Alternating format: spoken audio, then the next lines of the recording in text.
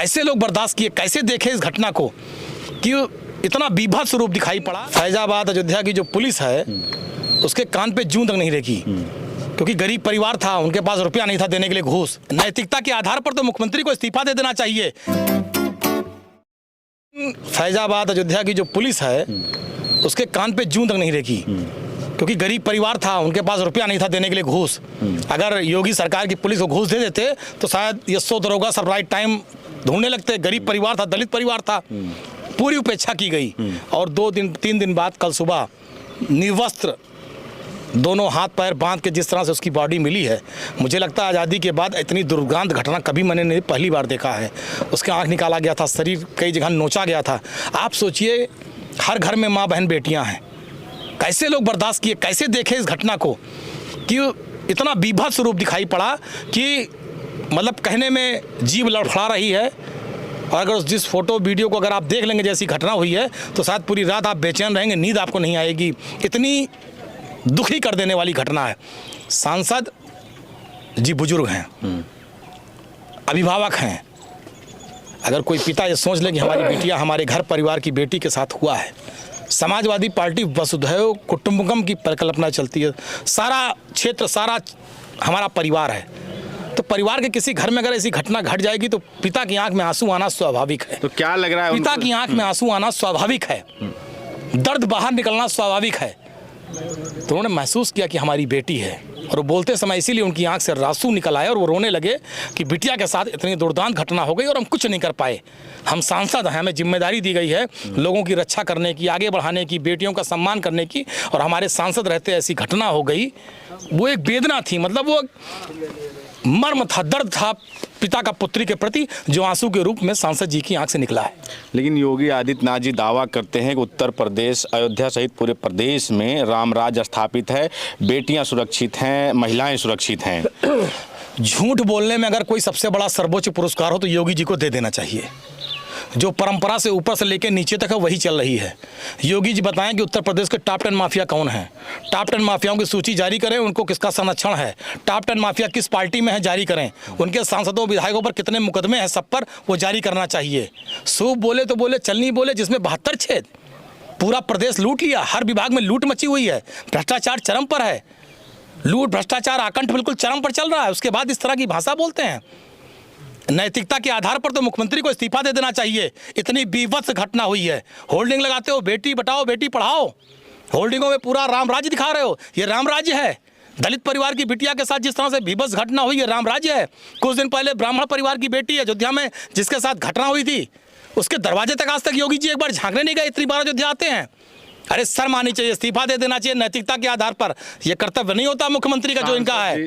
और दूसरी बात सुन लीजिए, महाकुंभ अभी भाफड़ दे रहे थे कि दुनिया में बड़ाई हो रही है। अरे दुनिया में बड़ाई तो 13 के महाकुंभ की हुई थी, जो अखिलेश यादव जी की सरकार में हुआ था। बता दें, घाटों पर कोई किसी के साथ दुर्घटना हुई हो, घाट पे कहीं पानी में कोई कमी रही हो, लोगों के संतों, पूज्य संतों महंतों के सम्मान में कोई कमी हुई हो, कहीं कोई दुर्घटना हुई हो? बहुत अच्छे से कुंभ कराया था राष्ट्रीय अध्यक्ष अखिलेश यादव जी ने मुख्यमंत्री रहते हुए। और योगी जी में क्या है? रोज टेंट में आग लग रही है, भगदड़ मच रही है, परिवार बिछड़ रहे हैं, लाशों के ऊपर हजारों लोग चल के चले गए, हजारों लोग अभी भटक रहे हैं कि उनकी माँ गायब है, किसी की पत्नी गायब है, किसी का बेटा गायब है। जो लोग गायब है 3 दिन से वो कहाँ चले गए? आंकड़ा छुपाया जा रहा है, कितने लोग मरे हैं। योगी जी जिस दिन घटना हुई उस दिन पोस्ट पे हिंदू मुसलमान कर रहे थे अपने पोस्ट पे। शर्म आनी चाहिए, कितने लोग मर गए और आप उसके बाद हंस रहे हैं। मर जाने के बाद लोग, इतने लोग मर गए, आप पुष्प वर्षा कर रहे हैं, आप मरने की खुशी मना रहे हैं। शर्म आनी चाहिए।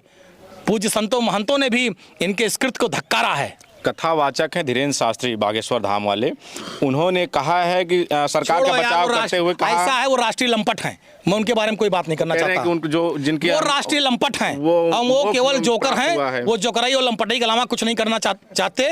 वो केवल सोशल मीडिया में और मीडिया में अपनी लोकप्रियता बढ़ाने के लिए दिन भर लंपटाई और जोकराई करते हैं। हमें उनसे शिक्षा नहीं लेनी और ना उनकी किसी बात को समझना है। जिस आदमी के अंदर मानवीय संवेदनाएं शून्य हो, जो आदमी लाश पर राजनीति करता हो, इतने लोगों के मर जाने पर बोलता हो कि मोक्ष मिल गया, तो धीरेन्द्र शास्त्री को भी अपनी आहुति इसी कुंभ में देकर निकल लेना चाहिए मोक्ष की तरफ। अच्छा, मिल्कीपुर में है, मिल्कीपुर चुनाव को लेकर खासकर यहाँ मिल्कीपुर के जो सीओ हैं, उनके ऐसी तमाम साहब से मैं कहना चाहता हूँ, अगर इतनी मर्दानगी दिखाने का शौक है तो नौकरी से इस्तीफा दे दें।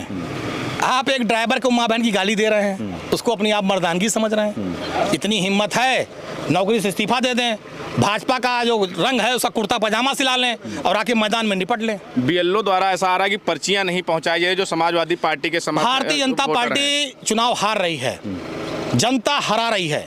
माननीय सांसद डिम्पल यादव जी के रोड शो ने साबित कर दिया, उस भीड़ ने मिल्कीपुर के निकल के बता दिया कि कहां बटन दबने जा रहा है, कौन जीत रहा है। साइकिल जीत रही है, उससे ये लोग आहत हैं। तो उससे चक्रव्यूह रखना, तिगड़म करना, चालाकी करना, आदर्श आचार संहिता का उल्लंघन करना, हेर फेर करना, जो भाजपा का चरित्र वही कर रहे हैं। लेकिन जनता माने वाने ना, जनता साइकिल बटन दबाई। आज योगी जी आए थे, हजारों बसों में लोग आए थे भर के, लगभग कई जिलों के लोग आए थे। मिल्कीपुर की जनता ने अपने दरवाजे बंद कर दिए हैं, खिड़की दरवाजा सब बंद बाए। अब दूसरे जिले के लोग ही सुनने आ रहे हैं। अखिलेश यादव जी आ रहे हैं, कैसी तैयारी देख लियो, मिल्कीपुर की जनता अपने आप साइकिल से, ट्रैक्टर से, टाली से, पैदल, इक्का टांगा, जेका जोन मिले वहीं से निकल पड़े अखिलेश जी का सुने ताई। ठीक है, धन्यवाद। नेताजी आप जा रहे हो? पवन पांडे जी थे, पूर्व मंत्री हैं, पूर्व विधायक अयोध्या से, हमसे बात कर रहे थे। इन्होंने तमाम आरोप लगाए। इनका कहना है कि जो सरकार चल रही है, इस सरकार में बेटियां सुरक्षित नहीं है, सिर्फ दिखावा है और फर्जी प्रचार किया जा रहा है। वहीं योगी आदित्यनाथ पर भी आरोप लगाते हुए कहा है कि वो अगर सबसे बड़ा कोई झूठा मुख्यमंत्री है तो योगी आदित्यनाथ है। आपकी क्या प्रतिक्रिया हमें ज़रूर बताइएगा। बने रहे हमारे साथ, मिलें किसी और वीडियो में किसी और जगह से। हमारे सहयोगी कैमरामैन अभिषेक सिंह के साथ बबलू, मिल्कीपुर, अयोध्या।